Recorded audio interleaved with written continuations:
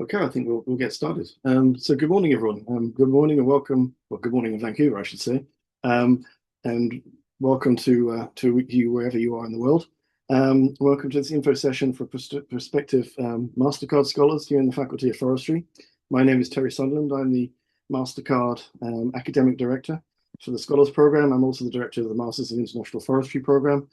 And we're joined by Kathleen, who's the Masters of Geomatics for Environmental Management Program Coordinator, Anna from Masters of Sustainable Forest Management, and Justin and Lee are going to talk more about the administrative side of the admissions process and thesis master's program as well. There'll be a Q&A at the end, so you'll have a chance to ask us all questions, and there'll be a Q&A box. And if you can't find that, you can find the chat box. And the session will be recorded, so anybody who doesn't want to be seen on screen, you can feel free to turn off your video. So next slide, please. So look, UBC Vancouver is situated on the traditional ancestral unceded territory of Musqueam people, and we pay our respects to the fact that we live, work, and play on unceded land. And we're very grateful for the welcoming nature of the Musqueam. Next slide, please. So UBC Forestry has two main campuses. We're here on Point Grey in Vancouver, and there's also one in the interior in BC in the Okanagan. Collectively, we have roughly just over 70,000 students across the two campuses. And in forestry itself, we have around 460 grad students, of which 46% are international. So basically students from all over the world. It's a real melting pot, our Faculty of Forestry, particularly at the graduate level. We currently have 21 Mastercard scholars in UBC Forestry in 2025. And we also have two research forests, one at Malcolm Knapp and Alex Fraser, and you'll see some nice images of both of those in the forthcoming slides. Next slide, please. So we're going to be talking about three of our course-based masters, Masters of Geomatics for Environmental Management, the Master of Sustainable Forest Management, the Master of International Forestry, but our Master of Science program as well, which is thesis-based, and the Master of Applied Science. Next slide, please. So over to you, Kathleen. Hi, everyone. Thanks for being here. So I'm going to be talking very briefly about the Masters of Geomatics for Environmental Management, or the MGEM program, as we call it, since the whole title is just too many words to say, which is a 9-month intensive master's programs where the students arrive on campus at the end of August. We start the program off with an intensive sort of week and retreat. And then we wrap up in April with a final sort of assignment and poster presentation that brings together their capstone project that they work on throughout the year. And the goal for the MGEM program is that it aims to provide sort of mid and early career, those who are looking to change careers, sort of this geomatics, geospatial, and remote sensing toolkit and sort of upgrading of undergraduate skills. It sort of really focuses on providing those technical, computer, and analytic skills. And, it would be sort of geared towards people who are in the sort of environmental analytics or consultant sort of area of work. People who are data-driven and who enjoy really getting into the nitty-gritty of sort of data and data analytics and geospatial analytics. So the next slide. And so we just have some photos here. So the starting photo is our brand new classroom space. So we just moved into this space about a year ago. And so you can see we've got some students working in there. This is a dedicated classroom specifically for our students. And then the other pictures that you can see here are just some of our students out doing a little bit of the field work that we do during that first week and that intensive sort of week that we have. However, most of our program, MGEM, is in the classroom. But if you are someone who would be more interested in getting out in the field a little bit more, perhaps the next program that Anna's going to talk about would be a little bit more up your alley. Anna, off to you to talk about MSFM. Thanks. Yeah, so I'll talk about the Masters of Sustainable Forest Management, or MSFM. And like Kathleen said, there are similarities in like the structure of these two masters. This is also like an intensive 9-month course-based master's program and really tailored towards people that are wanting to like pivot their careers a bit. Yeah, this one is it does set you up to be eligible for becoming a registered professional in forestry in Canada, because that's a regulated profession here. But it's very much an applied program that's all about building like practical experience and preparing students for professions in forest and land management. And as Kathleen said, it's a bit more field-based. So yeah, you can go to the next slide. Probably some nice photos. Yeah, so in all, in the 9-month program, we do spend about a month in the field. And so it starts with a 1-week field school in the interior of British Columbia, just to kind of get a sense of place and how things work in BC, because we very much use BC as a case study for forest management. And then later we spend 1 week in the coastal research forest, not too far from the Vancouver campus. And then in the winter, we do another week in Northern Vancouver Island. And then there's other field days sprinkled throughout the program. And it has a bit of this funnel structure where you start with learning more about site specific courses, and you build a site prescription for a forest. And then later it zooms out more at like landscape level.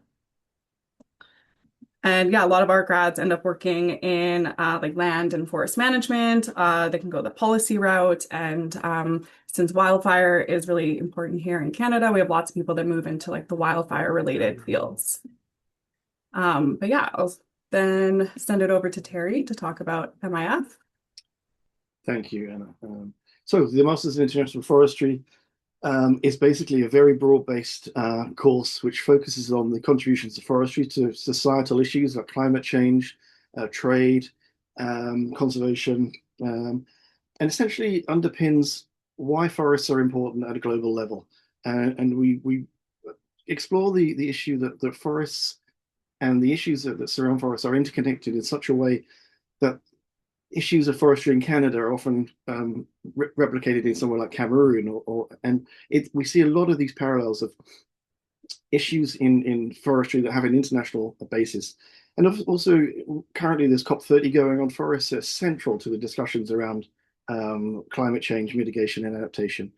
And forestry is playing a much more important role centrally in policy processes. We explore that in great detail as part of the Masters in International Forestry. We have an experiential learning approach whereby most of the instructors have spent long periods of time actually doing international forestry. And so we share our experiences.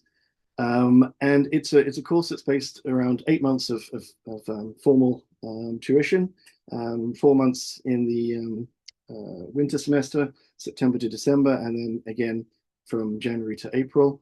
But again, there's lots of interspersions of field trips and field experiences at the same time. The formal tuition period is then followed by a directed study or placements or internships between May and August. And so it's a full 12-month program, which is attractive to lots of different types of people who study forestry and people who are just wanting to pivot their careers mid-career and move into the forestry sector. And some of our most successful students have been those that have done exactly that, who've changed careers mid-age and realized that forestry is a fantastic and all-encompassing topic to study. And there's a great course quote rather that underpins the course. It was from a former UBC prof, Fred Bunnell, who said that forestry is not rocket science. It's far more complicated than that. And we try and explore that complexity as part of the program. Next slide, please. So I mentioned field trips on the left, top left. We have a field trip to Costa Rica in the February during reading week. That's part of the program, and no extra tuition or fees are charged for that. And we do numerous field trips in British Columbia as well, just to explore some of the issues related to forestry and how they pertain on the international stage. And I'll end there, so thank you. And I'll hand over to Justin. Yes, hello everyone. So I'll be speaking on the Master of Science and Master of Applied Science in Forestry programs, which we designate as research-based or thesis-based. So interchangeable terms for the programs. And just as a quick note, the information provided here is applicable to both of these programs equally. So if we're talking about approximate program duration, coursework requirements, thesis requirements, they'll be the same for each program. Okay, so I'll start by highlighting the approximate duration while we're on that topic, and it is 30 months. So some students complete sooner, of course, while some may take a bit longer, but around 30 months would be the average program length. So it is important to take this into consideration as it is a multi-year commitment, and as we've seen with some of the other programs, is on the longer side in comparison to the 9 and 12 months that we've seen. As far as program requirements go, there's two main pieces to highlight. So we have the coursework component and the thesis component. And there is a bit of flexibility, as you can see, regarding the weighted values of each piece. What's important to keep in mind when looking at these numbers is that the total number of credits required for each of these programs is 30. So if you're doing 18 credits in coursework, you'll be doing 12 credits as far as the thesis goes, and vice versa, depending on the weight of the thesis that you choose. So coursework typically takes place within the first 2 years of study, whether that's 12 or 18 credits. And as far as what that means in terms of the number of courses that you're expected to take, the standard graduate level course offered here in the Faculty of Forestry is 3 credits. Now, there's some variation, of course, but we're talking about sort of the average. So the 12 or 18 credit total reflects the completion of approximately 4 or 6 courses. And course selection is always chosen in partnership with your supervisor. So the next component would be the thesis, and it would account for the other 12 or 18 credits. 12 credit thesis is considered the standard or the default option when coming into the program. However, there is an 18 credit thesis option available to those students and supervisors who are looking to pursue a more research intensive and in-depth project. Now, ultimately, this decision on whether to complete a 12 or 18 credit thesis is made once discussions have taken place between a student and their supervisor, and doesn't have to be made until about 6 months into the program. So there is a bit of flexibility, something to think about now, but not something that a decision has to be made on. And lastly, just to speak to the content at the bottom of the slide, as a final note, both of these research-based programs offer students a really unique opportunity, and that is to tailor your studies and your research to a specific project or problem. Now, this happens while working closely with a supervisor and their affiliated department, while receiving training and guidance, and developing your research techniques over the duration of the program. So it's something that's really exciting to watch, and it's something that I'm hoping you're excited about as well. Next slide, please. Yeah, so we just have a few photos here of the Forest Science Center, which is one of 2 buildings where students in the Faculty of Forestry study. We have on sort of the top left our Welcome Back event. We do that in September and January every year, and just an opportunity for students who are starting the program to come by, say hi, meet one another, and get a sense of some of the resources that we have available. We also have on the top right our 3MT competition, which is something we like to highlight. So the 3MT is an opportunity for research-based students, both at the master's and doctoral level, to sort of compress their work into a 3-minute speech and present it in lay terms to people who may not have a background in that subject area. And there's actually different heats on campus, and that opportunity is there for students who want to present and get more involved with the work that they're doing. Yeah, I think Lee, you're up next. Thank you, Justin. I see a question in the chat, but we will be saving the questions for the end of the presentation. And my next few slides, next please, we'll be discussing program requirements and minimum admission requirements for the program. Specifically, I'll be talking about the course-based program, which is the MIF, MSFM, and MGEM. Most of you would have been vetted already by the Mastercard office, and you would have received an invitation to apply for for one of these programs. Generally, we're looking for a GPA that's about a B+, which is second class upper division for most of the universities from Africa. And if your university, I assume most of them the official language is English, you will not need to submit an English language test. However, there are some universities where English is not the first language. We've seen French instead as the official language of instruction. So for those universities, you will be required to submit an English test. And TOEFL and IELTS are the most commonly used English test for our faculty. Next, please. And besides the online application that you'll need to submit to our office, we also require official transcripts for all post-secondary schools you've attended. We also require I guess it's the certificate. So if you have graduated from the university, we will require the certificate as well of your graduation besides the transcript. Some transcripts do not have the grading keys. And if that's the case, we would like to ask that you upload a copy of the grading keys as well. We also require 3 letters of references. One of the letters should be an academic reference, like a professor who can attest to your academic abilities and whether you can succeed in this program. And some of you may have work experience, so letters from a professional employer is acceptable as well. We ask that you try to use the institutional email address or the professional organizational emails, since the application portal does not accept personal emails such as Yahoo, Gmail, etc. And students cannot upload the letters on behalf of the referees.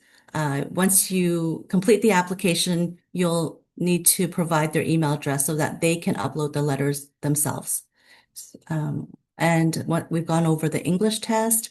In addition to the application and letters and transcripts, you'll also need to complete a program questionnaire and a letter of intent and a CV. So these are very important documents. The committee really likes to see what your academic goals are, why you're interested in this program, and it just gives them a little bit more information about you. And also, if you have work experience, that would be really great to highlight that as well in the letter of intent. And the program questionnaire sometimes has questions about your capstone or what kind of projects you're interested in. So that's an opportunity for you to talk about that as well. Next, please. So the deadline for course-based programs is November 26th, and you'll need to have your completed application submitted by then, along with all the reference letters. So it's important that you communicate to the referees that this is the deadline where the letters need to be submitted by. They might get another notification from the system that says they have until February 25, but that deadline actually applies to only non-Mastercard applicants. So for Mastercard applicants, course-based applications, deadline is November 26th. Next, please. And I'll pass it back to Justin, who'll go over the thesis-based deadlines. Thanks, Lee. Yeah, so between now and January 7th is the time to secure the support of a forestry faculty supervisor and submit your application if interest is confirmed. So on November 7th, I emailed all applicants who had been shortlisted by the Mastercard Foundation for the research-based programs and included instructions as well as a list of eligible supervisors that you can contact. If you've not received this email and you were shortlisted by Mastercard Foundation, please reach out to me. Contact information will be on the next slide and I can resend that email. So yeah, just as a reminder, interest from one of the listed supervisors in the email must be secured before an application can be submitted. Once interest is secured, the supervisor who you've spoken with and confirmed interest will email the Mastercard Foundation and myself to confirm. And at that time, you'll be provided with an application waiver fee. Once you have that on hand, you can go ahead and apply. We just need you to do so before January 7th and then indicate on the application who your interested supervisor is. So yeah, contact details we have here. So if you have questions about the MIF, the MGEM, MSFM program, forestry.cbm@ubc.ca is your best bet. We have the deadline, as well as Lee had mentioned. If you have questions about the Master of Science or Applied Science program, forestry.grad@ubc.ca is the email address that will come to me. So I'll be able to provide support for those questions. And then we just have our website out. If you are looking for additional information on any of these programs, you can find it there 24 hours a day. Thanks. Okay, thank you. Thanks, everybody. So we have started to get some Q&A in both the chat box and the Q&A box. Some are very, very specific to application procedures, but let me just address a more general one from Malik from Senegal, who's asking about whether Senegalese are eligible for Mastercard funding. Yes, Senegal is an eligible country, and as long as your institution is approved by Mastercard, you are totally eligible to apply for Mastercard scholarship support. And there's a couple of other queries about waiver codes, which is way beyond my expertise. I can take that one, Terry. Thank you, Lee. Yeah, that'd be great. Yeah. So the waiver codes would have been something that Mastercard office would have sent you, the instructions for how to apply for that and how that applies to the application. So I will put the Mastercard admissions email address in the chat so that you can contact them directly and hopefully be able to resolve that before the deadline. Thank you, Lee. That's helpful. And in fact, I mean, if you do have very specific queries about your personal applications, please contact the relevant authorities, I guess is the expression, particularly if it's related to Mastercard applications, because they're very quick at responding to individual concerns about applications. There's one from Prince Nana Asamar Jr., who's saying, I've texted all the supervisors and still no reply yet.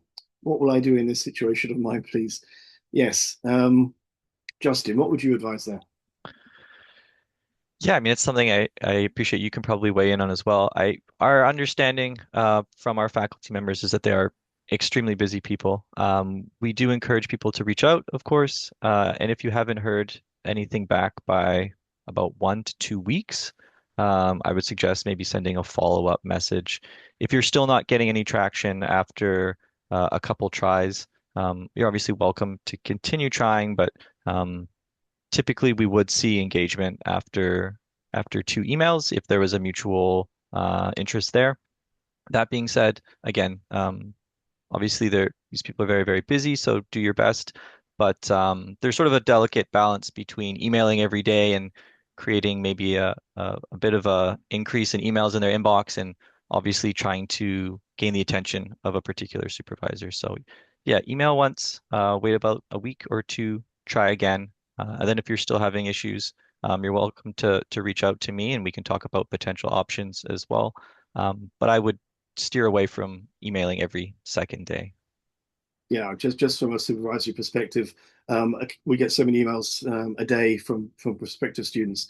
It's often useful to send a reminder, a very polite reminder, just so we can follow up. And if you haven't heard, the other big problem is we are deadline oriented. So we'll see a deadline of the 26th of November, and so we'll push back. But send a couple of very polite reminders, and no doubt you'll get a response back. What else do we have in here? Waiver drop-down code. There's something on English language requirement here, Lee. Maybe you can respond to from Alpha in the chat box. I'd like to clarify something about the English language requirement.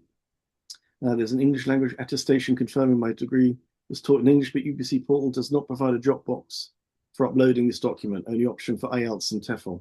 What's the correct way to submit this attestation?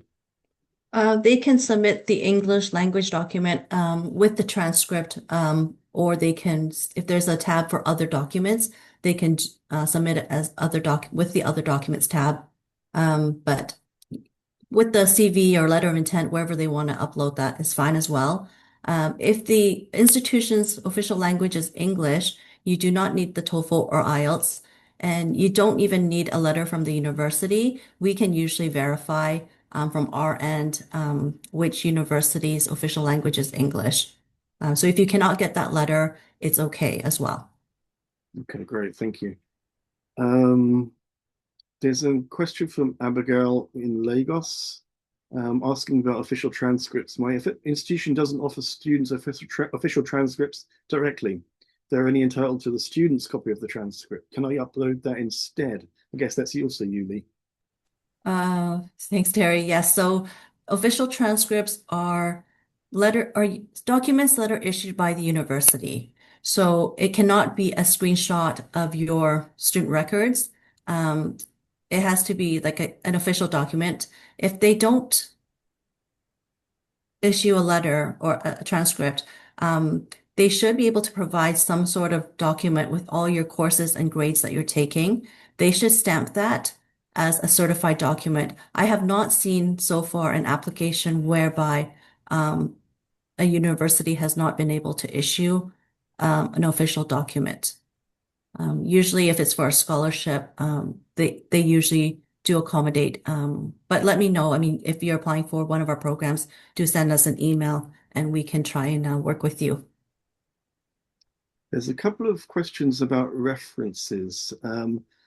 One student, let's see if I can find it, potential student said, can references be changed after the official application has been submitted? Yes, it can be changed.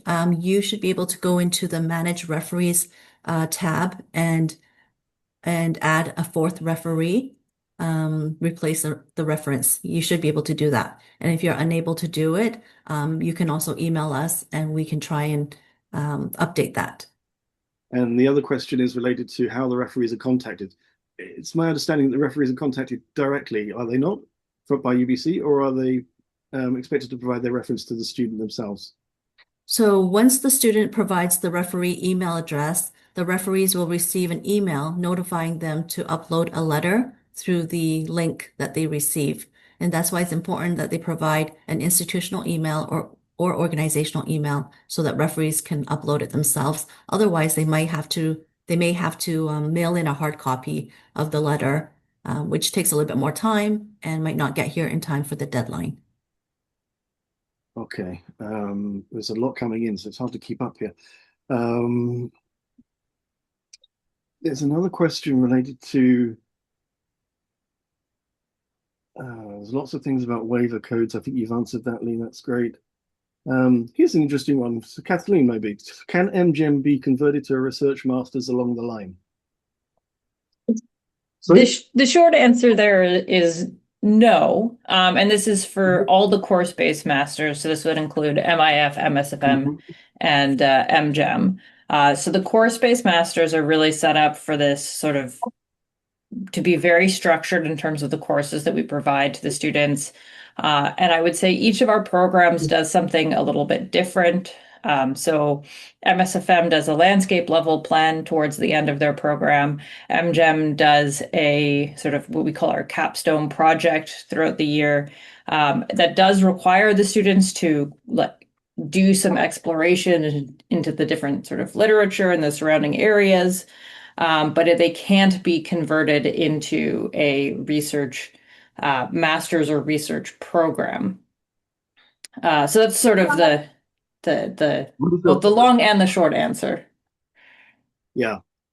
Just to say from the MIF perspective, if you decide to undertake a directed study, that is a very short, basically a thesis. This undertaken during that 4-month period where you could do an internship or a directed study. So those interested in doing further research can be guided with that directed study to build on the research that they're particularly interested in. Wow, there's a lot coming in. There's a lot about transcripts. A student asking about whether a transcript will be accepted in January. Again, Lee, I guess that's over to you. I think that's probably too late. Correct. If it is for a course-based program, our deadline is November 26th, so it'd be too late. If it's the research-based, I believe it's January 7th. So they might still make the deadline for the research-based.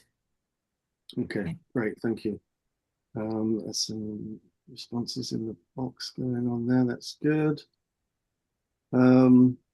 It seems that there's some observations that responding to scholars.admissions.ubcca some of the responses are a bit slower than normal.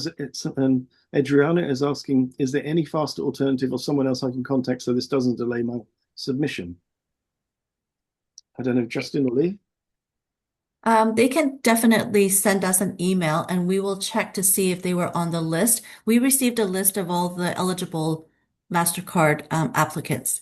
So if your name was on the list, we could follow up with the Mastercard office to see if they've assigned a waiver for you or if you've applied for a waiver. If you haven't received an email, I noticed some questions were asking about how they haven't received an email to apply. If you haven't received an email to apply, it means that you were not successful this year to move forward. You can certainly apply again next year. You certainly can. And let me just give you some figures here.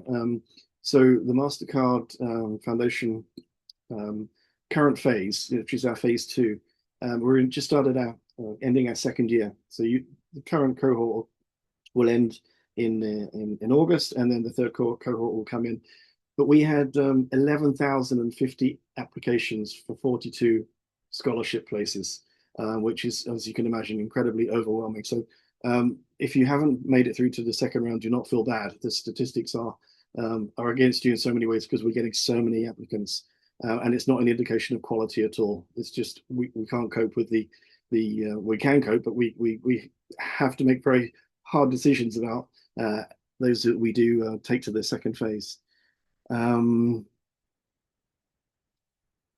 student's copy is not a screenshot, it's a document as well signed by the director of the school. That's okay. I think you've answered that, Lee. But that's actually fine.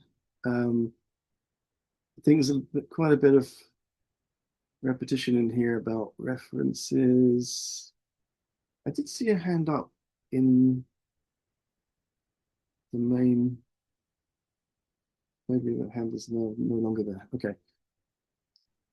I don't see any other open questions that we haven't addressed. I don't know if anybody else on the panel has spotted something that I've missed. There's a question, Terry, about whether or not they can upload their documents after they submit their application.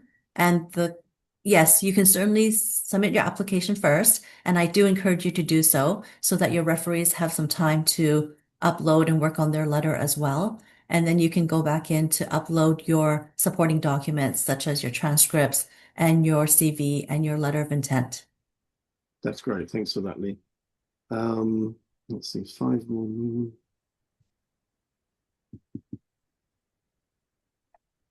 Oh, thank you, Justin, for responding to Princess' query. How many places are available for this opportunity?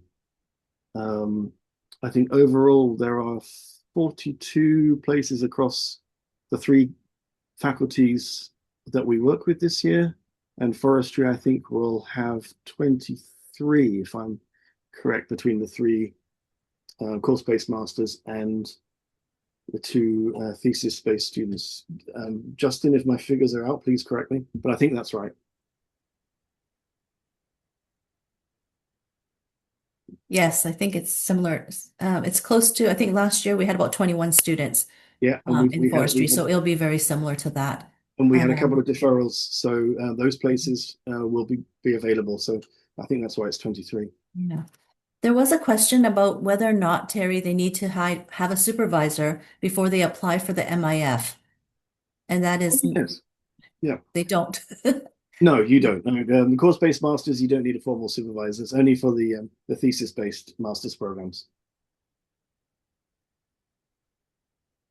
There's also a question from Blessing about whether or not they can update their statement of intent after they've submitted their application, or can they replace that document?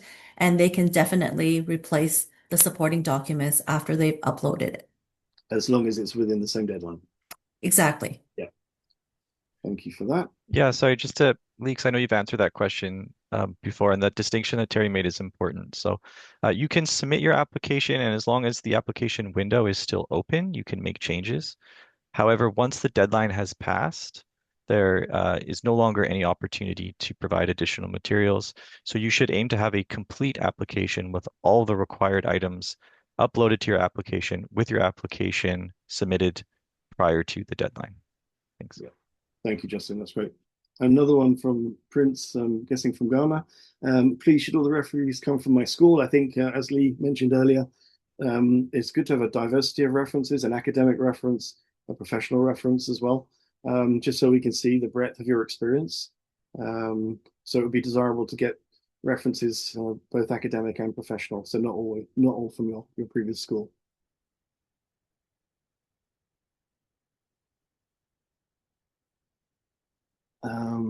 Another one from Lizzie for Goodness, who's applying for the MIF.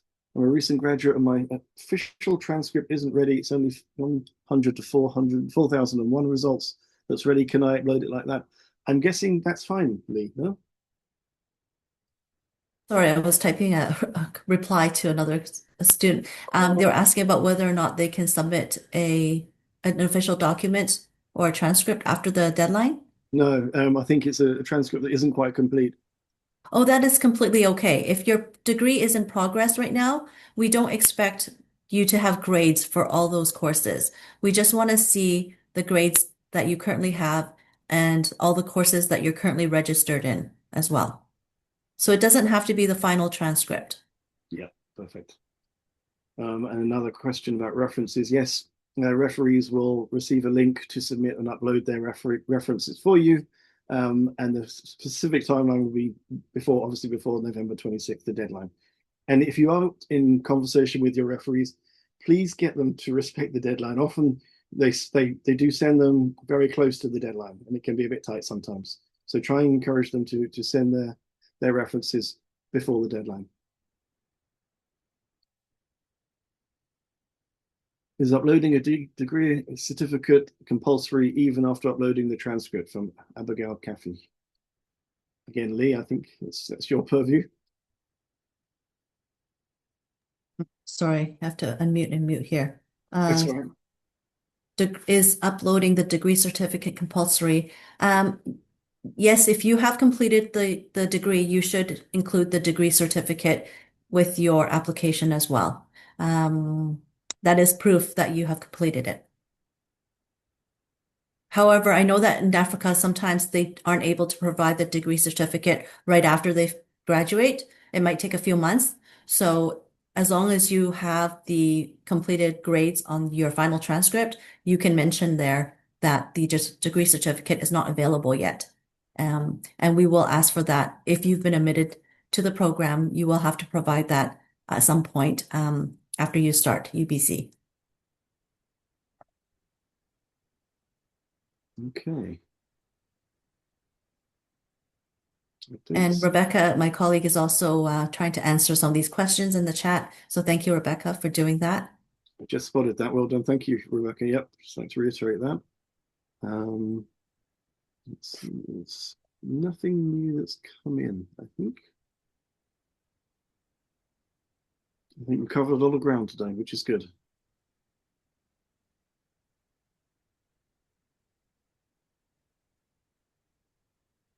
Wow. Who is there at? I've been applying before and I use an existing CWL to start this application, but I'm unable to edit some of my details on my dashboard. Please, how do I go about that? I can take that one. Sure. So if you have an existing CWL, you should be able to start a new application. So don't edit an application that you've started from last year. It should be for this coming year. And if you're still having issues, I would suggest that you contact IT. I could put the IT support email in the chat. And Nanette asks the question, is there a word limit for the letter of intent? My sense is not. No, it's usually one to 1.5 pages, yeah, or 2 pages. Yeah. Yeah.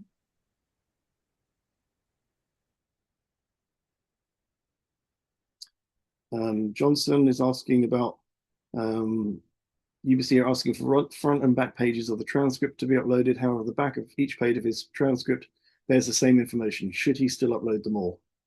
As long as we have one of the back pages, that would be great. The back is usually the grading keys, so that's why it's important to have that.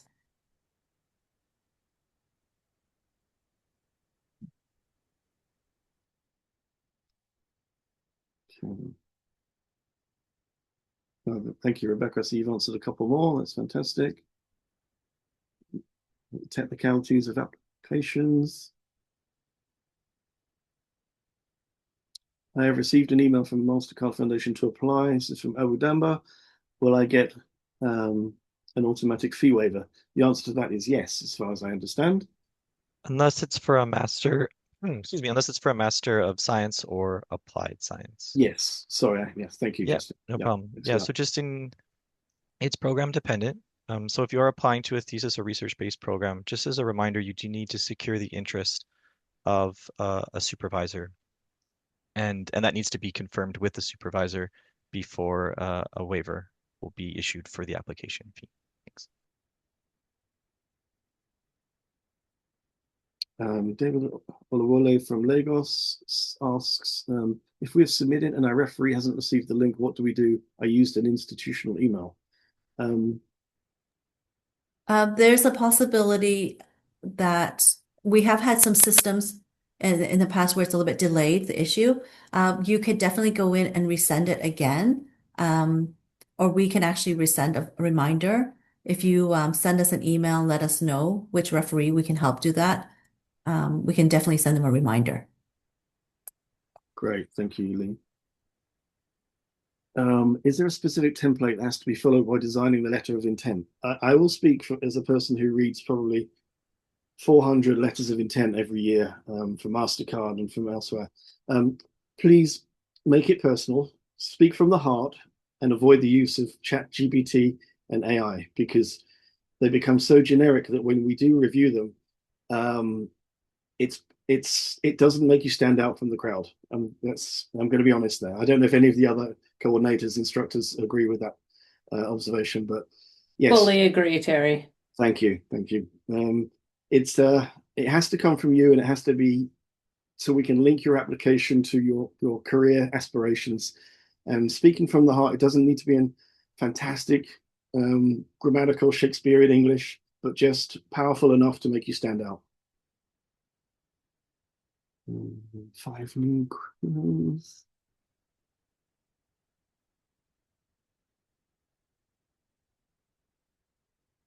Okay, the fee waiver issue is coming up again. Lee, do you just want to address that? Yeah, so what I've done is I've just emailed the Mastercard office and I've just asked them when it might get resolved. I don't know what the turnaround time is in the past for these application fee waiver codes to be assigned, but they are aware of the deadline that we have for our program applications. So I'm assuming it will be done in the next few days. But I would say keep an eye out on your spam inbox as well, if it's an email that they're sending to you, or if it's just a code that they're applying on the web. I'll check with the Mastercard office to see. Hopefully there'll be a quick turnaround time. That's great, thank you. Can I add references from Samuel Amorfa? Can I add references for any citation I make in my letter of intent? Just going back to the letter of intent, as I said earlier, just speaking from the heart, I don't think you need to use scientific references unless you publish something that's relevant to your career, but it's certainly not a requirement from our end.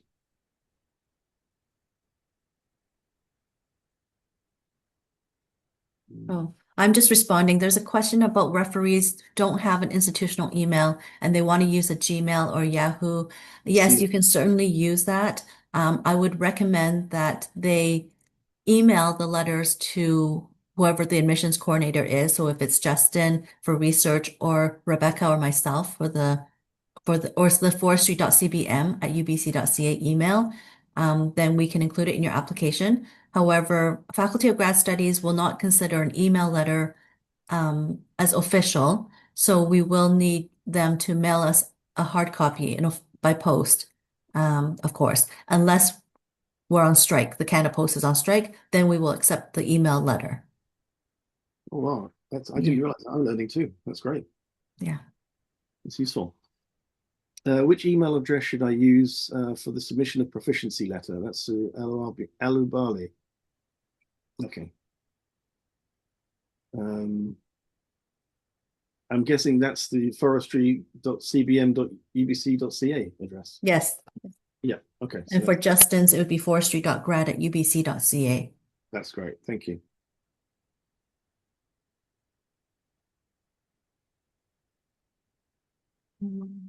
Yeah, another waiver code issue coming from Rosalind in Ghana. Abigail, another one about English proficiency. I think that's been answered in the chat. So Abigail, have a look through the chat and see those responses.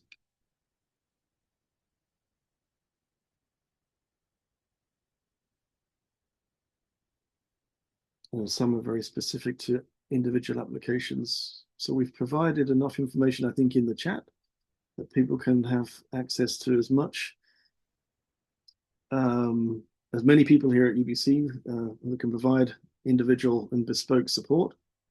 I don't think there's anything new that we haven't covered. I don't know. Anna and Kathleen, do you have anything to add at all? Anything about for your respective programs? Are we good?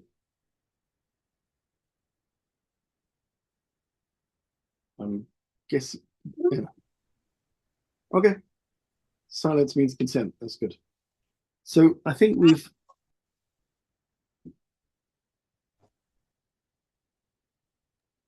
I think we've covered almost everything, Terry. I think we have, and Rebecca's just put a really nice and useful link on how to develop a statement of interest, so a letter of intent. That's very helpful, Rebecca. Thank you. Yeah, I think we've reached saturation point in terms of the queries and questions. Just one final classic one just came in. My bachelor degree was 3 years, not 4 in Uganda. Will I qualify? Absolutely. Yes. As long as you've completed your degree. Okay, well, we had quite a few participants at various times during that session, and thank you all for joining. And we do appreciate your interest in UBC and the Mastercard Foundation Scholars Program. Thank you to the panel today for answering the questions and presenting so professionally. And at this stage, I'll close the proceedings and wish everybody a good day, a good evening. And yeah, thank you. Thank you all. Thank you. Bye.